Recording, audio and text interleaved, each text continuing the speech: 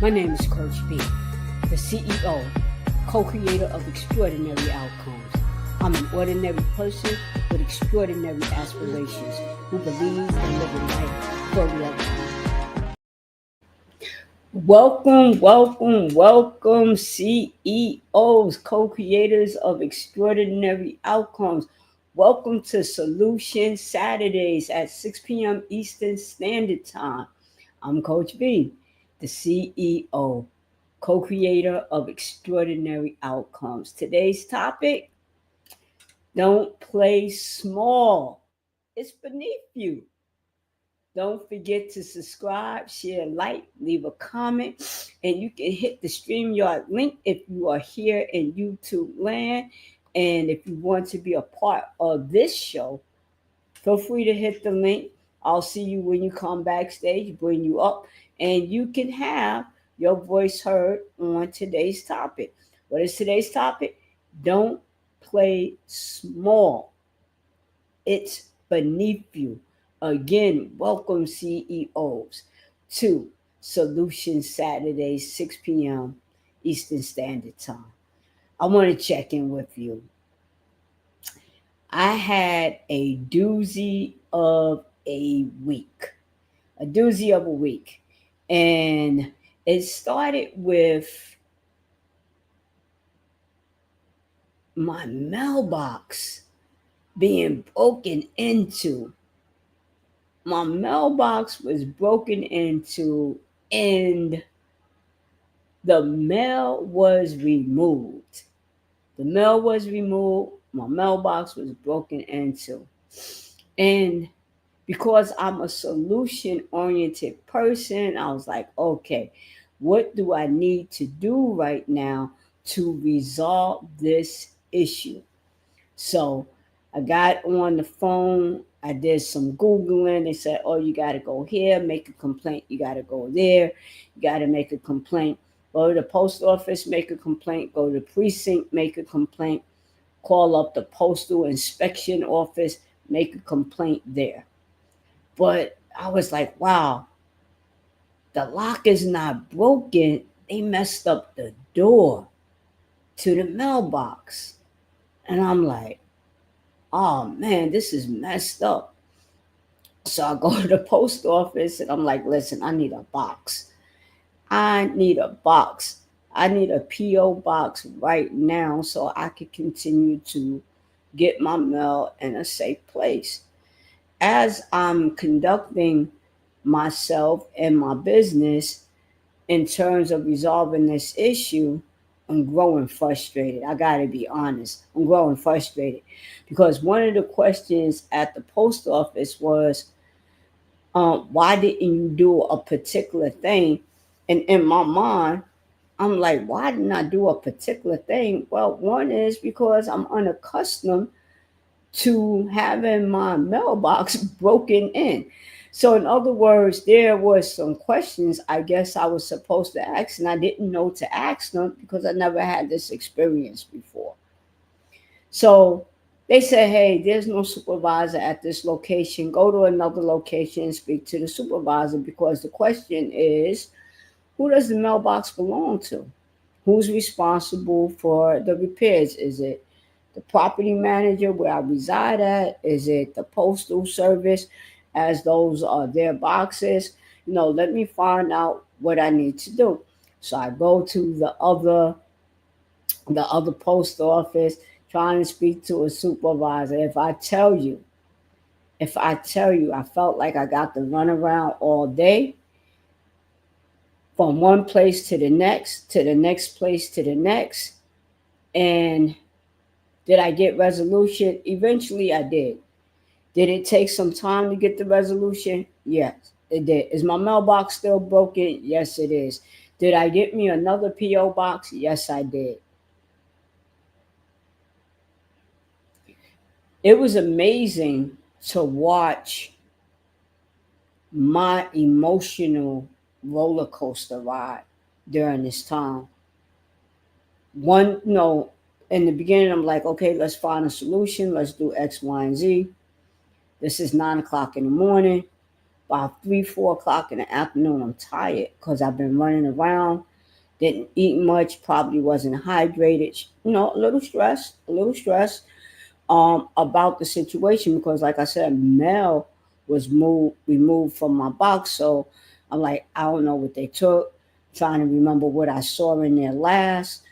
And it feels uncomfortable to think that somebody has information of yours that you don't want them to have. So again, I did what I needed to do, but I have to tell you, I was definitely a little bit frustrated. I definitely felt unsafe. And I didn't know that something like that would make me feel unsafe for a moment there. It made me feel unsafe. Why? Like I said, I don't know what the person has. I don't know what they did with the mail, what they intend to do with the information. So I feel unsafe about that. I got to be straight up and honest. On my part, I did everything that I could to rectify the situation.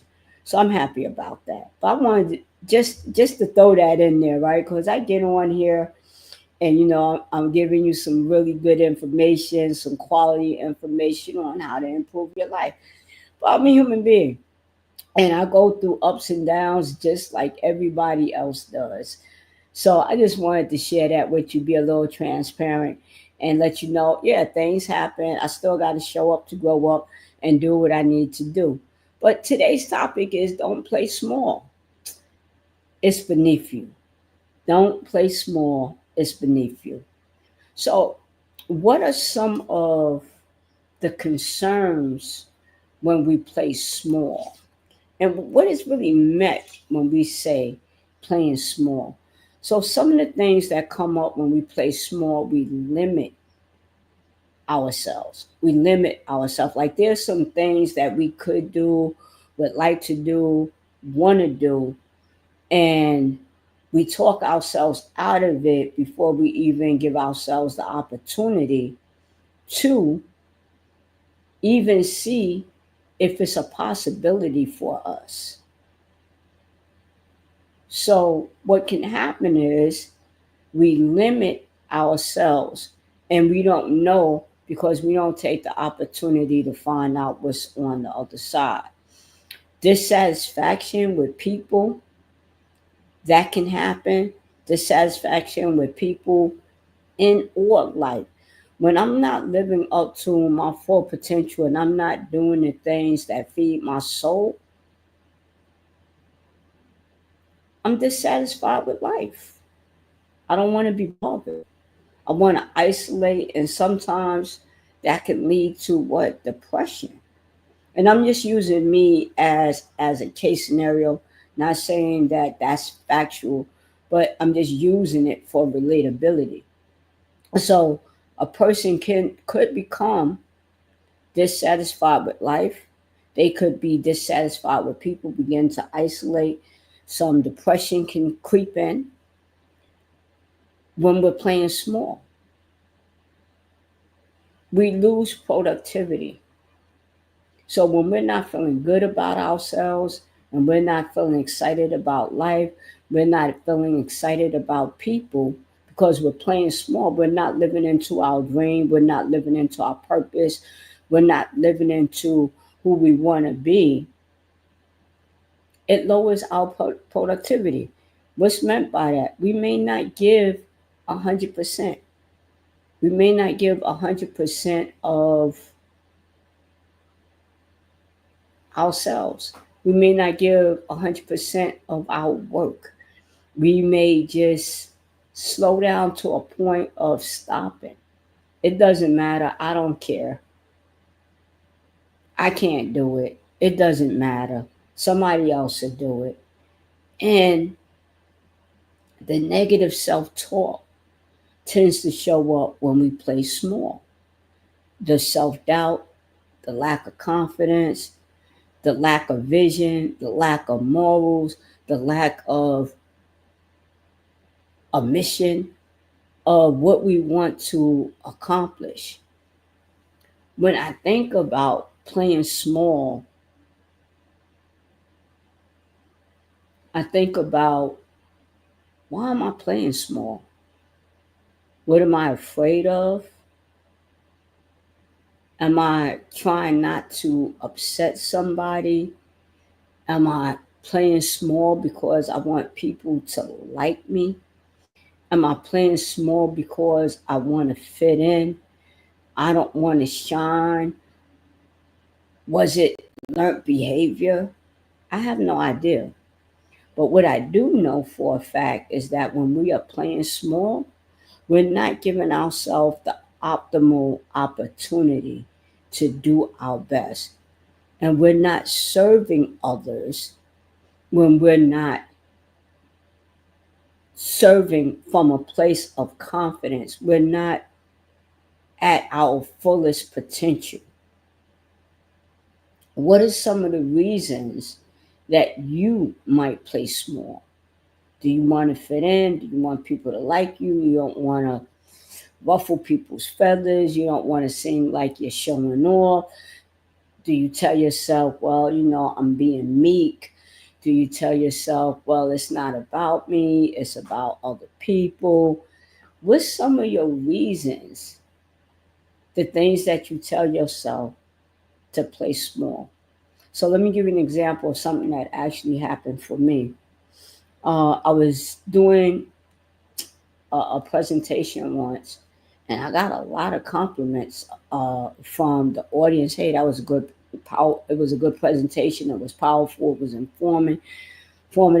It was engaging. And then somebody said after that, "Are you just showing off?"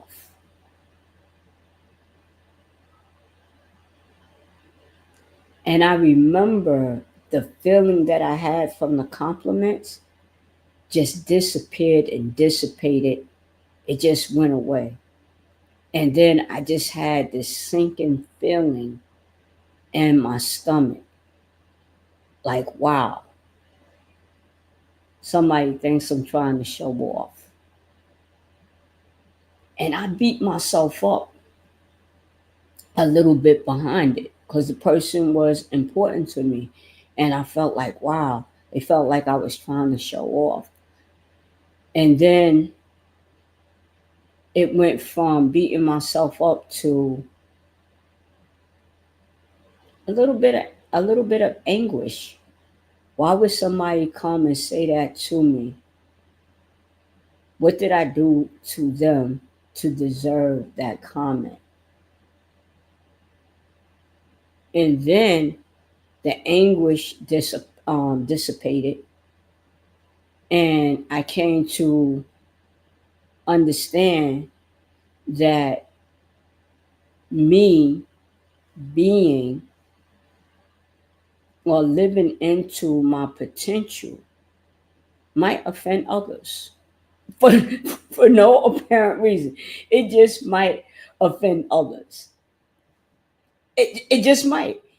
It just might offend other people for whatever their reasons are, right? And I don't want to act like a psychologist and start doing, being analytical about why this might happen and why that might happen. I just want to share my story with you about what it took for me to get on the other side of this equation and not play small and realizing that it was beneath me. Because when I don't give my best, I feel bad. When I'm capable of doing something and I don't do it because I'm worried about how other people will feel and how other people will take it, then I don't do what I need to do. And it's a disservice to myself and from other people who can benefit from what it is that I'm trying to offer. When I was younger, people would say you're brown nosing, you want to be the teacher's pet, you think you're smart, you think you're this, you think you're that. And it was just simply, I enjoyed learning, I enjoyed sharing information, and it showed. And it showed. those were the things that I enjoyed. I enjoyed learning. I enjoyed sharing what I learned. I enjoyed having meaningful conversations with people around a given topic. It had it had gotten so bad when I was younger. People would threaten me after school because they thought I wanted to be somebody, and I don't even know who that person is. They never asked me, you know, oh, why do you have so much joy? What, what do you find fulfilling in doing X, Y, and Z? They just knew that they didn't like it. It was a problem for them. Therefore, it had to be a problem for me too. So from childhood up until adulthood, and I'm just giving you different scenarios, right? Into adulthood, this has been an ongoing thing, and I watch myself from time to time throughout the years shrink to almost invisibility. Shrink to almost invisibility. In other words, I don't want to be seen. Don't look at me. Don't call on me. Don't ask me for nothing. I'm not a part of any of this because I didn't want to deal with other people were annoyed by who I was being in the moment. And then I realized, as I was saying earlier, that that's not my issue. That's not my issue. And not to allow other people's uncomfortability with myself, whatever that skill set is, that's not my issue.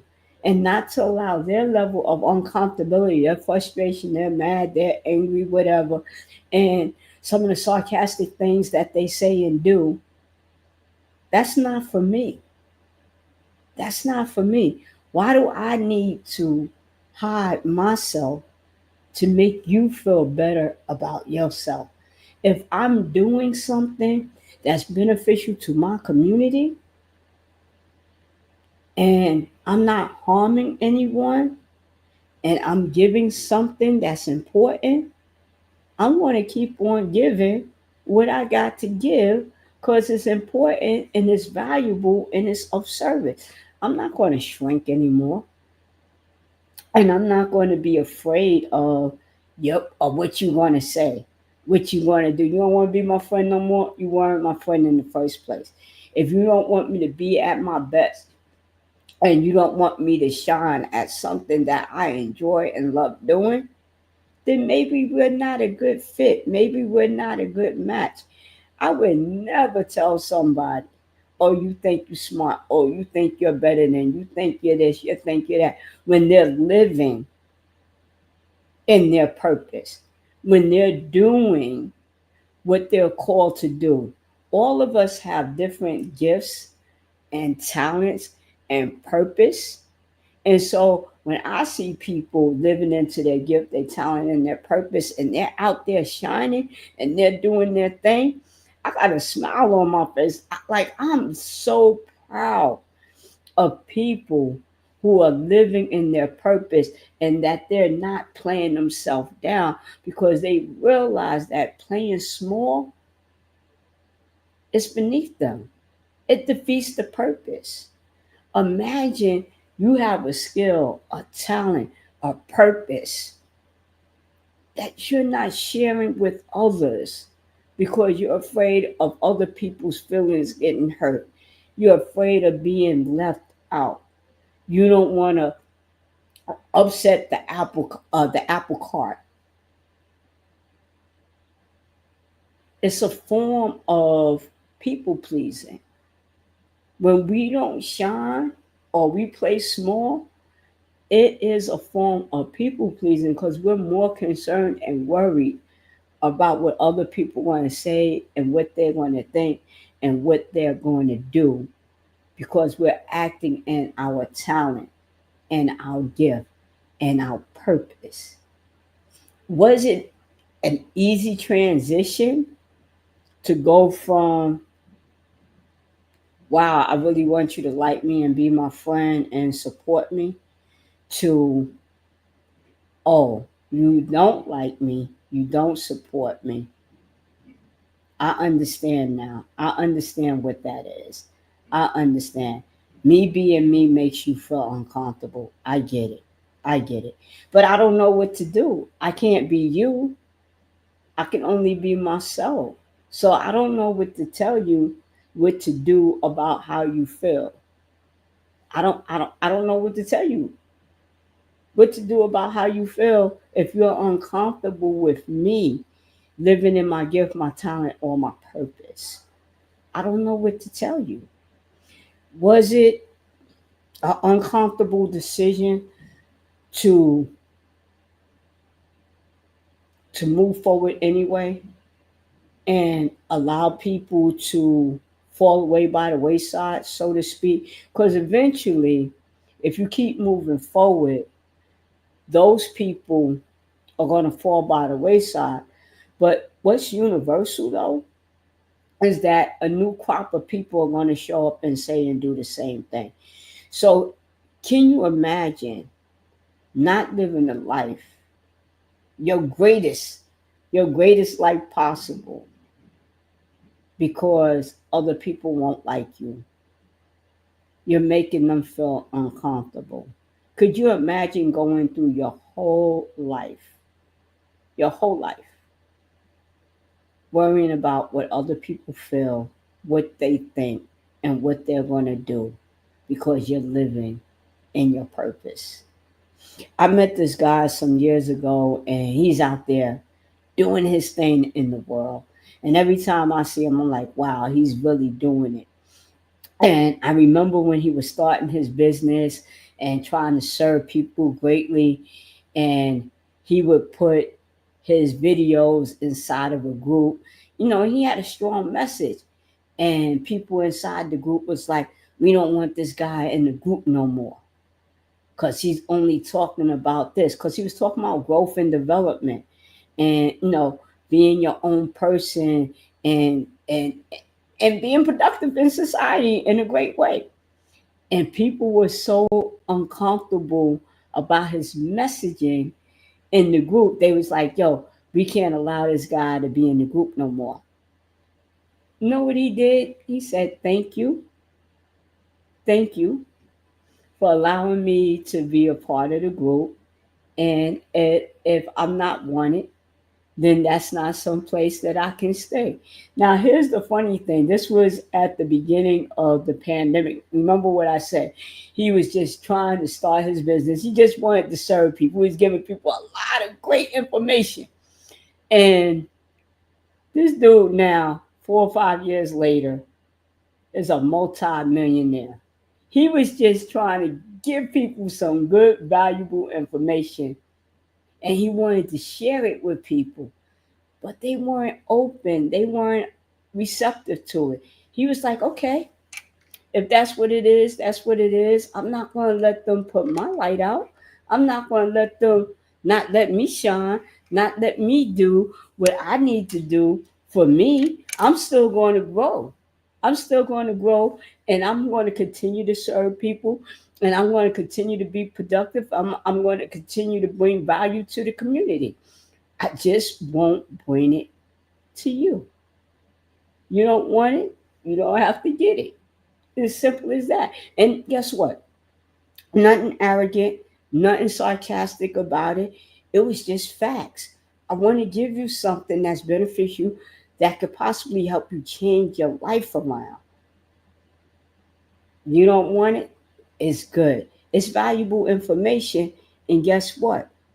Somebody else will take advantage of it, and they will utilize it. So, as I said, this person, they became a multimillionaire, and they serve greatly the community. They serve greatly the community. Every time I see them on social media, or we get a chance to hit it up and talk, I'm like, I am so amazed. You know why? Because I remember the beginning days. I remember when business wasn't the way it is now. So what does the person do right now? They serve as a role model and a coach for me. I want to know how you did what you did.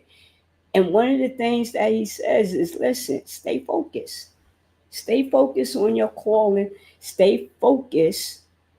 Right? Don't worry about the naysayers. Don't worry about the people that, they have negative things to say and do. Don't worry about that because they're not a part of your plan. They are not a part of your plan. Just stay focused, keep serving greatly, keep building your business, and guess what? It's going to turn around because you know what? If they don't want it, they don't want it. But that shouldn't stop you. If your goal is to serve people greatly and bring value to your community, and some people don't want it, that doesn't mean for you to play small.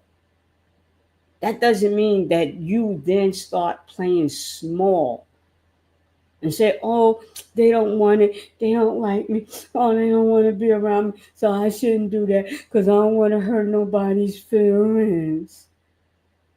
Get out of here with that. Get out of here with that. Listen, don't play small. Don't play small. It's beneath you. Listen, it's a disservice to play small. As I said, what does it lead to? It limits you. It does what? It can create dissatisfaction with people in life. It can lower productivity and what? Negative self talk. It starts creating doubt in your skills and ability and your purpose in life. Listen, go out there, rock your gift, rock your talent, rock your purpose. If it's for you, it's for you. If it's not for them, it's not for them. But if it's for you, it's for you. Nobody is the same. Nobody is the same. I don't know who I'm speaking to right now. I don't know who I'm speaking to, but I know somebody needs to hear this right now. You're playing small. Stop it. You're playing small. Stop it. It's beneath you. Stop playing small. Stop the people pleasing. Stop playing small. Stop the people pleasing. It's beneath you. You have so much to give. You got gifts. You got talents. You got purpose to live into. This has been. I'm so excited now. I'm getting tongue tied. This has been Solution Saturdays, Eastern 6 o'clock Eastern Standard Time with Coach B. I'm slowing myself down. I just got so excited. This has been Solution Saturdays at 6 p.m. Eastern Standard Time with Coach B, the CEO. Listen, I'm excited right now. I feel like I could go 4 or 5 hours on this topic. I really do. I'm really excited. I'm really pumped up about it, right? Because so many people play small and they deprive themselves of living out their gifts, their talents, and purpose in life. Listen, this is Solution Saturdays with Coach B, 6 o'clock p.m. Eastern Standard Time. I'll see you next week. Have a great day.